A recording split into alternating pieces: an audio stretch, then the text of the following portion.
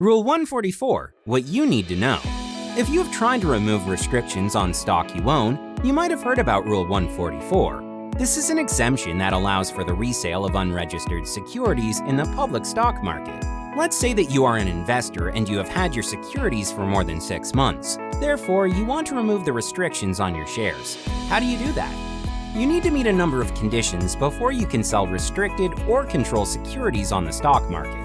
The securities need to first be registered with the U.S. Securities and Exchange Commission, or SEC, because if the securities are labeled as restricted or controlled, they typically cannot be sold or resold on the stock market until those legends have been removed. But there are ways to get around this issue. There are a few exemptions that allow for the resale of restricted securities, and Rule 144 is the best.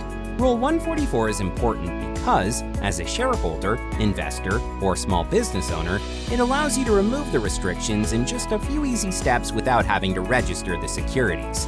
That is exactly where our CEO, in our story, finds himself.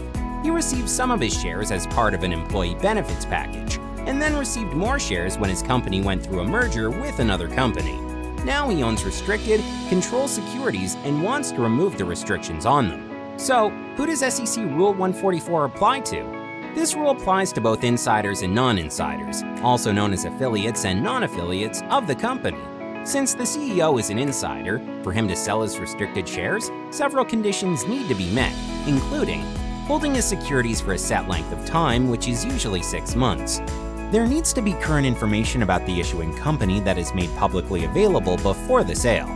There are usually limits on the number of securities that can be sold in a specific amount of time for insiders and affiliates of the company. The shares need to be sold in a typical broker-dealer fashion. Obtain a legal opinion from a securities attorney.